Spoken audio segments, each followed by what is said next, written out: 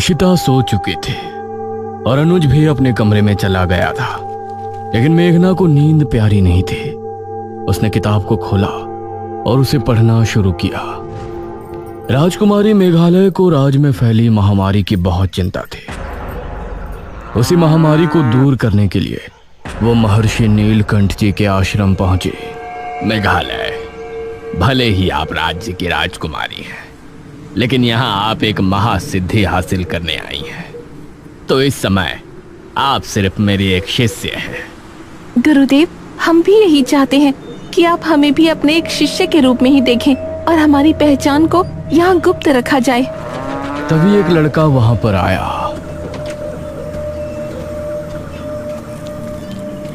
प्रणाम गुरुदेव।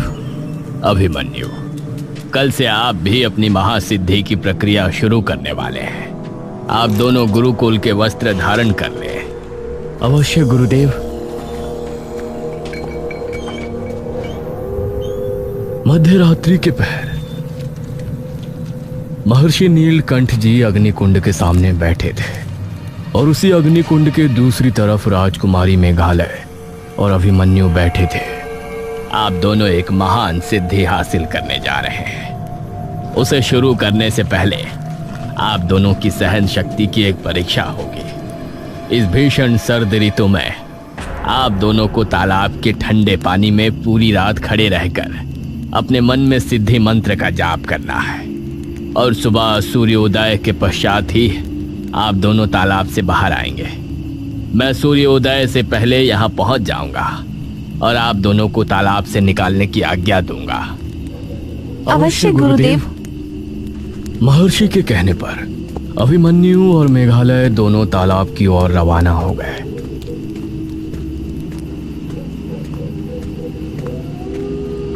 और वहां पहुंचकर दोनों पानी में उतर गए। तालाब के पानी में पैर रखते ही मेघालय का जिस्म सिहर उठा। पानी इस समय बर्फ सा ठंडा लग रहा था। अभिमन्यु और मेघालय दोनों ही पानी में खड़े हुए थे। उनके शरीर कांप रहे थे, लेकिन इसके बावजूद वो अपने हाथों को जोड़े पानी में खड़े थे और मन ही मन सिद्धि मंत्र का जाप कर रहे थे।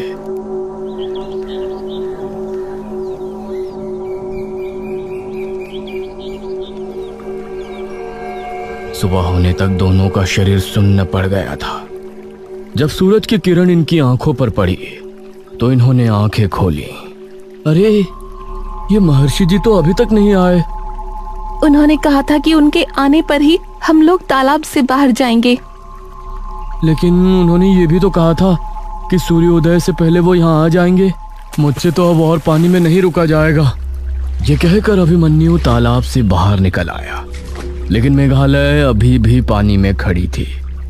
अभिमन्यु की नजर मेघालय के भीगे जिस्म पर पड़ी तो उसका मन विचलित हो रहा था। नहीं, मुझे बहकना नहीं है, मुझे मेरी सिद्धि हासिल करनी है। तभी वहां पर महर्षि नीलकंठ जी भी आ पहुंचे। प्रणाम गुरुदेव। प्रणाम गुरुदेव। तुमको बाहर आने के लिए किसने कहा अभिमन्यु?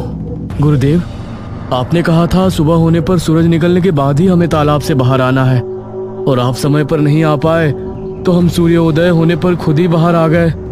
शायद आपको याद नहीं है अभिमन्यु, हमने कहा था कि ये पहले पड़ाव में आप दोनों की सहन शक्ति की परीक्षा होगी और हमारे देर से आने का उद्देश्य ये देखना था कि आप दोनों में सहन शक्ति की क्षमता कितनी है उसको जांचा जाए।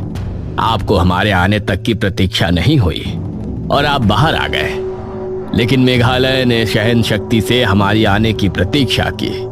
इसका मतलब इस पड़ाव में मेघालय ही सफल हुई, आप इसमें विफल हो गए।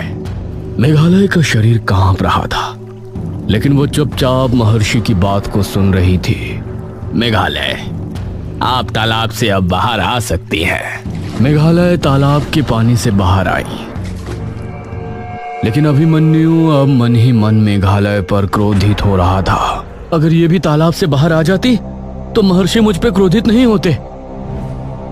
मेघना ने अब तक 15 पन्ने पढ़ लिए थे। उसने अगला पन्ना और पलटा। अरे, ये 15वें पन्ने के बाद के पन्ने फटे हुए क्यों हैं? इसे तो मैंने अपने हाथों से यहाँ रखा था। अब मेघना ने देखा कि 15वें पन्ने के बाद किताब में सीधा 222वां पन्ना था। अजीब बात है, 222वां पेज आ गया। उसने आगे पढ़ना शुरू किया। मेघालय एक पहाड़ी पर अग्नि घेरे में बैठी हुई थी। उसका बदन तप रहा था और उसके समीप दूर दूर तक कोई नहीं था। तभी उसे एक दिव्य रोशनी नजर आई। मेघालय, तुम्हारी भक्ति और सिद्धि पाने की अभिलाषा से हम बहुत प्रसन्न हैं। बताओ, क्या चाहती हैं आप? प्रणाम मृत्युंजय देव, हम आपसे अपने लिए कुछ नहीं चाहते, बस इतना चाहते हैं कि हमें एक ऐसी मृत्युंजय सिद्धि दी जाए जिससे हम अपने राज्य के लोगों को हर बीमारी से, हर बड़ी महामारी से बचा सकें, जिसकी वजह से किसी के भी समय से पूर्व अकाल मृत्यु न हो, हमारे राज्य में शांति और अमन कायम हो। तथास्तु। इतना कहते ही एक रोशनी प्रज्वलित होकर मेघालय के ठीक सामने आकर गिरी, जिसने एक बीज का रूप ले लिया। इस बीज को ले जाकर अपने हाथों से भूमि में बो दो मेघालय। 7 दिनों के भीतर ही इस बीज से एक ऐसा पेड़ उगेगा जिससे हर एकादशी और पूर्णमासी की रात मृत्युंजय अमृत टपकेगा। उस अमृत को पीते ही मानव की हर एक बीमारी दूर हो जाएगी, लेकिन इसका इस्तेमाल केवल रोगियों द्वारा ही किया जाएगा। मृत्युंजय अमृत को बिना बजाय अपने पास रखने से कोई लाभ नहीं होगा। यह धुंधा बनकर हवा में गायब हो जाएगा।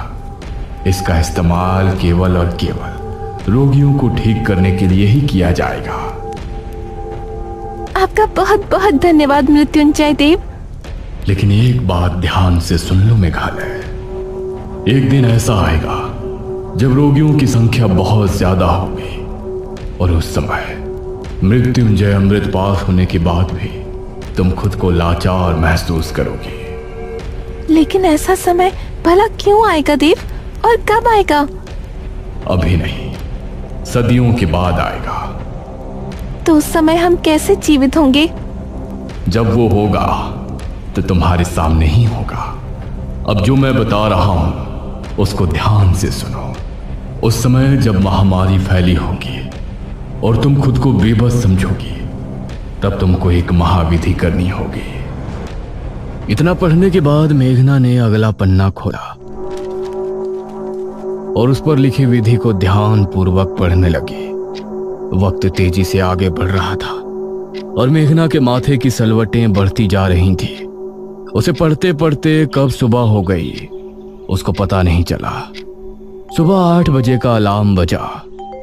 अरे ये सुबह क्यों होती है यार? और इशिता ने उठकर मोबाइल साइलेंट किया। अरे तू कब जागी? तू इस किताब को लिए बैठी है? मैं सोई ही कब थी यार। सुन, मैंने इसमें सब पढ़ लिया है। क्या पढ़ा? क्या लिखा है इसमें? उस दमयंती की चाल अब नाकाम करने का वक्त आ गया है। मेघना ने जल्दी ही अनुज से कहकर तांत्रिक महाराज को भी वहां बुलवा लिया और अब सभी मेघना की बात को गौर से सुन रहे थे। आज पूर्णमासी की रात है। मैं आज मृत्युंजय अमृत के पेड़ के पास बैठकर एक महाविधि शुरू करूंगी। उसे करते समय मृत्युंजय अमृत के इर्द गिर्द आग जली होगी। अग्नि घेरे में बैठकर ही मैं उस विधि का महामंत्र जपना शुरू करूंगी। अगर मुझे बीच में किसी ने रोक दिया तो वो महाविधि अधूरी रह जाएगी। वो दमयंती मुझे रोकने की कोशिश जरूर करेगी। अब सभी को उस समय अग्नि घेरे के करीब आने से उस दमयंती को रोकना होगा, क्योंकि अगर वो इसके करीब आ गई तो मेरी विधि को भंग करने में वो कामयाब हो जाएगी। फिक्र मत करो बेटी, तुम्हारे अग्नि घेरे के करीब हम उसे नहीं आने देंगे। उसी समय इशिता का मोबाइल बजा। अरे ये तो प्रोफेसर जयदेव की कॉल है। इशिता ने कॉल उठाया। Hello professor. इशिता, मेघना, कहाँ हो तुम दोनों? सर वो हम दोनों असल में शहर से बाहर हैं। तुम लोगों से उस छोटी सी बीमारी का एंटीडोट नहीं बना और अब ये कोरोना भी बीमारी आ गई। इसकी वैक्सीन तैयार करने का काम शुरू हो गया है। मैं चाहता हूं कि तुम दोनों भी कोरोना से बचने की वैक्सीन बनाने का काम शुरू कर दो। कहीं पर तो मेरी लैब की इज्जत रखो तुम दोनों। तुमको तो लोगों की कोई परवाह ही नहीं है। सर वो एक्चुअली वो अभी मैं नहीं आ सकती, मेघना की तबीयत ठीक नहीं है। क्या हुआ उसको? सर शायद उसको भी कोरोना हो गया है, मैं उसके पास हूँ। इतना कहकर ऋषिता ने झट से कॉल कट कर दिया। तांत्रिक महाराज, आप विधि सामग्री का इंतजाम करवा दीजिए। ठीक है बेटी, तुम बताओ, मैं सारा इंतजाम करवा देता हूँ।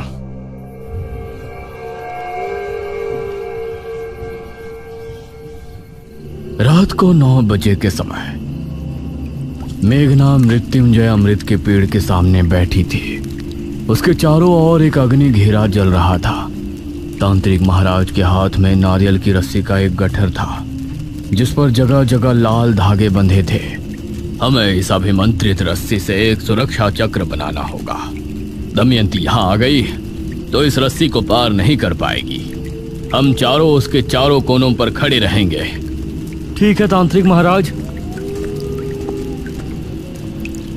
इन चारों ने मिलकर मृत्युंजय अमृत के आसपास के पेड़ों पर उस रस्सी के चौकोर आकार में एक घेरा बना दिया, जिसके एक कोने पर अनुज, दूसरे पर ठाकुर, तीसरे पर तांत्रिक महाराज और चौथे पर गांव का एक आदमी मोहन खड़ा था। 400 साल पहले आप ही की वजह से मैंने उस महामारी से अपने राज्य को मुक्ति दिलाई थी। आज 400 साल बाद मेरा पूरा देश एक बड़ी महामारी से जूझ रहा है। आज आपको अपनी असली शक्ति दिखानी होगी। मृत्युंजय देव की जय हो। ये कहकर मेघना ने अपनी आंखें बंद की, अपने हाथों को जोड़ा। उस समय दमयंती अपनी गुफा में बैठी हुई सब देख रही थी। वो मुस्कुराई और खड़ी हुई। अब समय आ गया है मेघालय, मैं तुझे आज खत्म कर ही दूंगी।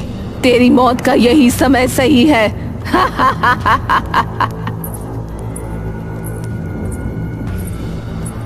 दमयंती उसी समय गुफा से निकली।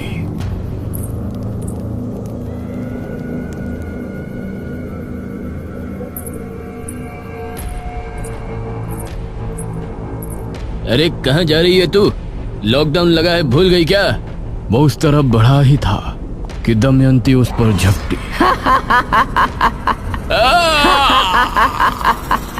अगले ही पल उसकी लाश जमीन पर पड़ी थी, जो पूरी तरह से पीली हो चुकी थी। जल्द ही दमयंती बेरमपुर पहुंची और इन सभी को पायल की छन छन सुनाई देने लगी। अरे ये तो दमयंती है। दमयंती ने देखा कि मृत्युंजय अमृत के पेड़ से अब मृत्युंजय अमृत टपकना बंद हो गया था और उससे बहुत ही हल्की मात्रा में हरा धुआं निकलने लगा था। मैं तुझे कभी कामयाब नहीं होने दूंगी मेघालय। दमयंती उसकी तरफ बढ़ी, लेकिन जैसे ही वो रस्सी से टकराई, उसे एक झटका लगा और वो दूर जा गिरी। क्यों दमयंती, मजा आया ना? दमयंती ने गुस्से में अनुज को देखा। फिर उसने गांव के उस आदमी मोहन की तरफ नजर डाली और उसे एक कामुक मुस्कान दी। वाह, कितनी जवान और खूबसूरत लड़की है ये, लेकिन इसकी पुरानी वेशभूषा ठीक नहीं लग रही। अगर ये शहर की लड़की होती तो मैं ना जाने क्या कर बैठता। उसकी मन की बात दमयंती ने सुन ली थी। ठीक है, मैं जा रही हूँ। ये कहकर दमयंती वहां से भाग निकली। कमाल है, ये कहाँ चली गई? अब पेड़ से वो हरा धुआं काफी मात्रा में निकलने लगा था और वो आकाश में जाकर फैल रहा था। दमयंती कुछ दूरी पर जाकर रुक गई और आंखें बंद करके बोली, शैतानों की देवी, उस आदमी को जैसे लड़कियां पसंद है, मुझे वैसी ही बना दीजिए। तांत्रिक महाराज, ये भाग कैसे गई?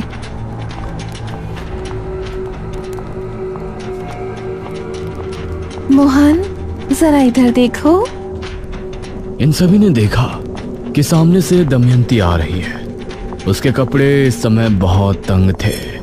वो मोहन को रिझाने में कामयाब हो रही थी। दमयंती का ये रूप देखकर ये सभी हैरान रह गए। हैं?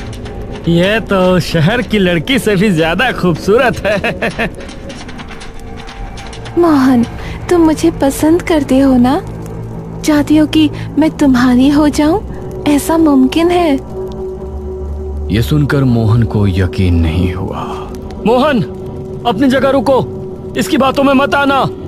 दमयंती उसे कामुक अंदाज में देखते हुए मुस्कुरा रही थी और उसके सामने अपनी कमर मटकाकर ऐसे चलने लगी जिसे देखकर मोहन की रगों में खून की रफ्तार तेज हो गई।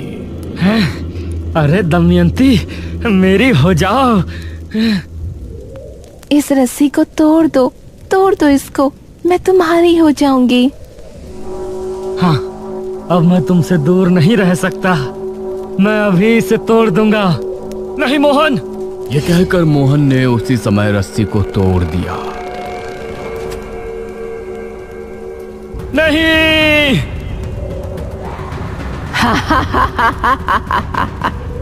तभी दमयंती अपने असली रूप में आ गई और तेजी से मेघना की तरफ भागी। पकड़ो उसे अनुज बेटा। अनुज भागकर दमयंती पर झपटा और उसने उसका पैर पकड़ लिया। दमयंती तभी जमीन पर गिर गई। छोड़ मुझे, छोड़। दमयंती ने अपने जादू से अनुज को दूर फेंक दिया और खुद को छुड़ाकर खड़ी हुई। अनुज बेटा, रस्सी उठाओ। अनुज ने जल्दी से रस्सी उठाई। मेघना अभी भी आंखें बंद किए मंत्र पढ़ रही थी। दमयंती मेघना के करीब पहुंचने ही वाली थी कि तभी अनुज ने तांत्रिक महाराज और अनुज ने मिलकर दमयंती को काबू में कर लिया। रस्सी के संपर्क में आने के बाद दमयंती का जादू अब काम नहीं कर रहा था। वो उस पेड़ को देख रही थी जिससे अब भारी मात्रा में हरा धुआं निकल रहा था। मृत्युंजय देव की जय हो, मृत्युंजय देव की जय हो, मृत्युंजय देव की जय हो। इतना कहते ही पूरा पेड़ धुएं से घिर गया।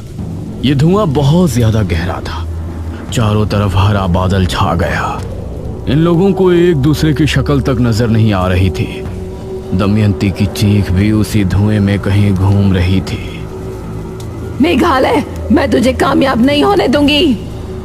अब मेघना ने अपनी आंखें खोल ली थी और धुएं को फैलता देखकर वो भी थोड़ी हैरान थी। अब पूरे आसमान में हरा धुआं फैलने लगा। ये धुआं इतनी तेजी से फैल रहा था कि दूर दूर देखने पर भी यही नजर आ रहा था। कुछ देर बाद धुआं छटकर पूरी तरह आसमान में फैल गया था। अनुज तांत्रिक महाराज और मुखिया उसको देख रहे थे। अब अग्नि घेरा भी बुझ गया था और मेघना भी यह देखकर उससे बाहर निकल आई। ये क्या है? मृत्युंजय अमृत अब धुआं बनकर फैल रहा है। ये अब हवा में घुलकर हवा को पूरी तरह से शुद्ध कर देगा। नहीं छोड़ूंगी तुझे मेघालय। वो इनकी तरफ बढ़ ही रही थी कि तभी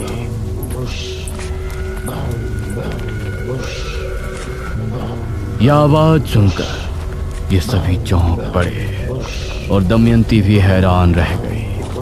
अभी तो जा रही हूँ, लेकिन मैं वापस जरूर आऊंगी। वो वहां से भाग निकली। निशिर मोलो सामने से इनको आते हुए नजर आ रहे थे, जिन्हें देखकर ये सभी जल्दी से गांव की तरफ भागे। कोई भी इन्हें पीछे मुड़कर नहीं देखना, भागते रहो जब तक हवेली ना पहुंच जाओ। ये सभी काफी देर तक भागते रहे और हवेली के अंदर आकर ही इन्होंने अपनी सांस तोड़ी। कुछ दिन बाद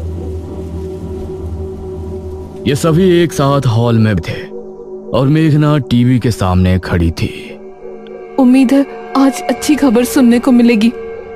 मेघना ने टीवी ऑन किया। कोरोना काल के चलते जहां लोग बड़ी महामारी का सामना कर रहे थे, उसी को मात देने के लिए हमारे देश में कोरोना वैक्सीन बनी और हमारी भारतीय सरकार ने संपूर्ण भारत के लोगों को समय पर कोरोना वैक्सीन का डोज देकर आखिरकार हमें कोरोना जैसी महामारी से बचा लिया है। हमारे माननीय प्रधानमंत्री जी ने अगर इस महामारी के समय अपनी अच्छी रणनीतियां नहीं दिखाई होती तो शायद ही कभी भारत कोरोना वायरस को मात दे पाता। हाँ, शुक्र है भगवान का, अब सब ठीक हो जाएगा। मेघना को इस समय बहुत अच्छा महसूस हो रहा था। तभी इशिता को फिर से प्रोफेसर का कॉल आया। Hello sir. इशिता और मेघना, दूसरे डॉक्टर्स के लैब में कोरोना वैक्सीन बनी और उस वैक्सीन की वजह से ही आज इंडिया से कोरोना खत्म हो गया। अगर तुम लोगों ने मेहनत की होती तो वैक्सीन मेरी लैब से बनकर भारत के लोगों तक पहुंचती। कितना नाम होता मेरा। तुम दोनों बिल्कुल निकम्मी हो, बिल्कुल निकम्मी। सॉरी सर, हम दोनों को इस बात का हमेशा अफसोस रहेगा कि हमने कोरोना काल में लोगों को बचाने के लिए कुछ नहीं किया। ये कहकर ईशिता ने कॉल कट कर दिया और अनुज और ईशिता ठहाका लगाकर हंस पड़े। लेकिन मेघना के दिमाग में अभी भी कुछ सवाल चल रहे थे। एक बात तो समझ में नहीं आ रही, जो किताब पिछले जन्म में राजकुमारी मेघालय ने रखी थी उसके पन्ने किसने फाड़े होंगे और क्यों? वो लड़का जिसका नाम अभिमन्यु था उसका आगे क्या हुआ था?